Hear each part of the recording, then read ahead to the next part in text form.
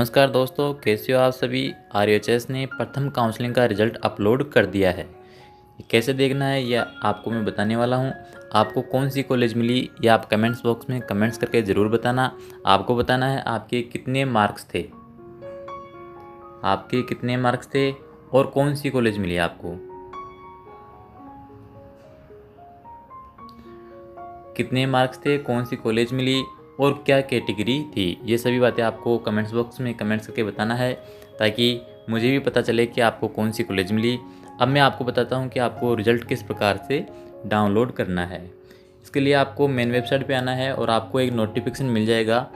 अभी थोड़ी देर में आप ये नोटिफिकेशन चालू कर देंगे तो आप यहाँ से डायरेक्ट रिज़ल्ट अपलोड कर सकते हो। यदि यहाँ पे आपको नोटिफिकेशन नहीं मिलता है तो आपको आना है एडमिशन पे। एडमिशन पे आने के बाद आप जिसका भी रिज़ल्ट डाउनलोड करना चाहते हो, पैरामेडिकल, फार्मेसी या नर्सिंग, जिसका भी रिज़ल्ट डाउनलोड करना चाहते हो वहाँ पे क्लिक करोगे। मैं यहाँ पे नर्सिंग पे क्लिक करता हूँ। नर्सिंग पे क्लिक करने के बाद आपको एक नोटिफिकेशन यहाँ भी दिखाई देने लग जाएगा थोड़ी देर में। तो आप यहाँ से इस प्रकार से अपना रिज़ल्ट डाउनलोड कर सकते हो। और आपको कौन सी कॉलेज मिली यह आप मुझे ज़रूर बताना कमेंट्स बॉक्स में कमेंट्स करके। आपके कितने मार्क्स थे, कौन सी कॉलेज मिली और क्या कैटेगरी है, मेल है या फीमेल है। ये बातें आप मुझे कमेंट्स बॉक्स में कमेंट्स करके बताओगे। कॉलेज का नाम भी आप मुझे बताओगे, कितने मार्क्स थे। आप सभी को बहुत बहुत बधाइयाँ जो भी कॉलेज मिली है। अब आपको फीस जमा करानी है और कंप्लीट डॉक्यूमेंट्स लेके जाने हैं। डॉक्यूमेंट्स के रूप में क्या क्या डॉक्यूमेंट्स आपको लेके जाने हैं वो मैंने पहले बता दिया था, एक बार आपको और बता देता हूँ। सेकेंड राउंड में केवल वो ही बच्चे पार्टिसिपेट कर पाएंगे जो प्रथम राउंड में पार्टिसिपेट किए थे। यदि प्रथम राउंड में आपको कॉलेज मिल गई है तो आपको रिपोर्टिंग करना ज़रूरी है, तभी आप सेकेंड राउंड में पार्टिसिपेट कर पाओगे। और यदि आपको प्रथम राउंड में कॉलेज नहीं मिली है तो आप डायरेक्ट सेकेंड राउंड में पार्टिसिपेट कर पाओगे। ठीक है, आप ये बात ठीक से समझ गए होंगे कि सेकेंड राउंड में कौन पार्टिसिपेट कर पाएगा। यदि आपको कॉलेज मिल गई है तो आपको रिपोर्टिंग करना ज़रूरी है। रिपोर्टिंग करने के बाद ही आप सेकेंड राउंड में पार्टिसिपेट कर पाओगे। और रिपोर्टिंग करने के बाद आपको अपग्रेड का ऑप्शन वहाँ पे कॉलेज में रिपोर्टिंग करने के बाद मिलेगा। यानी कि सेकेंड राउंड में आप जाना चाहते हो तो यस, और नहीं जाना चाहते हो तो नो। तो आपको वहाँ पे यदि सेकेंड राउंड में पार्टिसिपेट करना चाहते हो और अपग्रेड लगाना चाहते हो, यानी कि ऊपर की कॉलेज लेना चाहते हो, तो आपको यस करना होगा, अन्यथा आपको नो करना होगा। इसके बाद में है जिनको कॉलेज ही नहीं मिली है उनको कुछ भी नहीं करना है, वो डायरेक्ट सेकेंड राउंड में पार्टिसिपेट कर पाएंगे। अब बात करते हैं डॉक्यूमेंट्स के बारे में। डॉक्यूमेंट्स की लिस्ट में आपको एक बनवाना है गैप सर्टिफिकेट। गैप सर्टिफिकेट आपको बनवाना है जिन बच्चों के गैप लगा हुआ है, जिन्होंने 12th लास्ट ईयर ना करके इससे पहले किया था, उन सभी को गैप सर्टिफिकेट बनवाना आवश्यक है। इसके अलावा जो इम्पोर्टेंट डॉक्यूमेंट्स है उसकी लिस्ट में आपको और बता देता हूँ। इम्पोर्टेंट डॉक्यूमेंट्स के रूप में आपको एक तो हो गया गैप सर्टिफिकेट, ये इस लिस्ट में नहीं दे रखा है, जो कि आपको आवश्यक होगा। इसके बाद में मेडिकल फिटनेस सर्टिफिकेट, यह आप घर से भी बनवा सकते हो और जहाँ पे कॉलेज मिली है वहाँ भी बनवा सकते हो। मैं आपको सजेस्ट करूँगा कि आपको जो कॉलेज मिली है वहीं पे जाके आप मेडिकल फिटनेस सर्टिफिकेट बनवाइए। 100 रुपये का मेडिकल फिटनेस सर्टिफिकेट बन जाता है। आगे है अलॉटमेंट लेटर, यह आपको मिल गया होगा, यह आपको साथ लिख के जाना है। इसके बाद में है बैंक चालान कॉपी 10,000 रुपये वाली, ये लास्ट ईयर का था, इसकी कोई आवश्यकता नहीं है। तो आपको बाकी का बैंक चालान है, बैंक चालान के रूप में ही फीस जमा करानी है। इसके बाद में है फ़ोटो और आधार कार्ड, डिमांड ड्राफ्ट के रूप में आपको फीस जमा करनी है। कंप्लीट फीस डिमांड ड्राफ्ट के रूप में ही जमा होगी गवर्नमेंट कॉलेज में। इसके बाद में है सेकेंडरी मार्कशीट और सेकेंडरी सर्टिफिकेट, यानी कि 10th की मार्कशीट। इसके बाद में 8th और 9th नंबर पे है सीनियर सेकेंडरी की मार्कशीट और सर्टिफिकेट। इसके बाद में है डोमिसाइल सर्टिफिकेट, यानी कि आपका मूल निवास जो कि 5 साल से पुराना नहीं होना चाहिए। इसके बाद में है करेक्टर सर्टिफिकेट, यानी कि सीसी चरित्र प्रमाण पत्र, ये भी आपके पास होना चाहिए। आपको ये मिलेगा आपकी स्कूल से। आगे है इसमें माइग्रेशन सर्टिफिकेट, ये भी आपको 12th क्लास जहाँ से पास किए वहाँ से मिलेगा।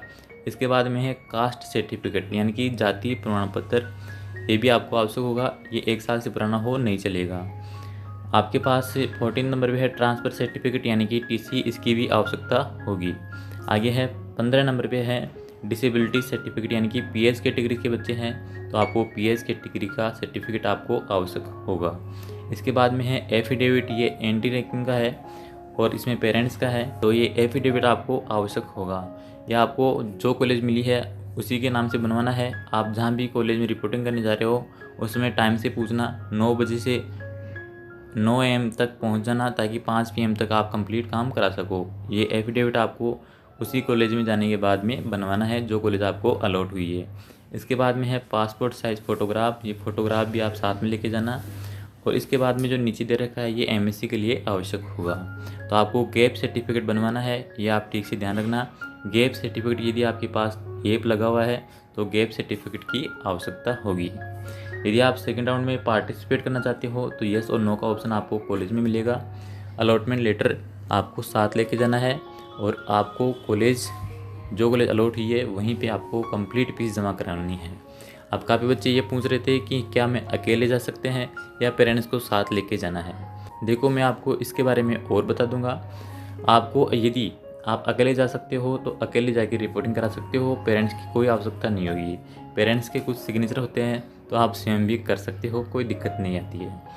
और जो बच्चे अकेले नहीं जा सकते हैं वो अपने पेरेंट्स को साथ ले जा सकते हैं। झालावाड़ नर्सिंग कॉलेज के बारे में कुछ बच्चे पूछ रहे थे, तो झालावाड़ नर्सिंग कॉलेज की फ़ीस भी अदर गवर्नमेंट कॉलेज की फ़ीस की बराबर ही फीस रहेगी, यानी कि 21,000 रुपये और 51,000 रुपये फीस भी झालावाड़ में रहेगी। अब 21 तो किसकी है और 51 किसकी है ये मुझे बताने की कोई आवश्यकता नहीं है, सभी को पता है। आगे बात करते हैं एसएमएस में कोई भी फीस नहीं है। आरएचएस में सेम फीस रहेगी। बाकी की जो भी 9 गवर्नमेंट कॉलेज रह गई उनमें ये फीस रहेगी। और एक गवर्नमेंट कॉलेज है एसएमएस, उसमें आपकी कोई भी फीस नहीं लगेगी। तो आप टाइम से जाना और रिपोर्टिंग करवाना। रिपोर्टिंग का समय 18 तारीख से, यानी कि आज से 18 से स्टार्ट हो गया है और ये शायद चलेगा 24 तक। आप देख लेना गाइडलाइन में, आज से स्टार्ट हो गया है और 24 तक चलेगा। तो आपको सभी डॉक्यूमेंट्स लेके जाने हैं। डॉक्यूमेंट्स की लिस्ट मैंने दिखा दी है। आप कमेंट्स करके ये ज़रूर बताना कि आपको कौन सी कॉलेज मिली है। पहली बात बतानी है आपको कौन सी कॉलेज मिली है। इसके बाद में आपको बताना है आपके मार्क्स कितने थे। कमेंट्स करके सभी को बताना है आपके मार्क्स कितने थे। इसके बाद में आपको बताना है आपकी कैटेगरी क्या है, मेल है या फीमेल है।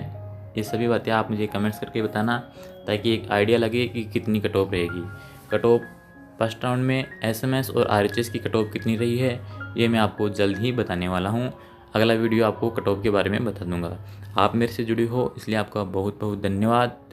वीडियो को लाइक शेयर सब्सक्राइब ज़रूर करें। ओके, ठीक है, टेक केयर, लाइक शेयर।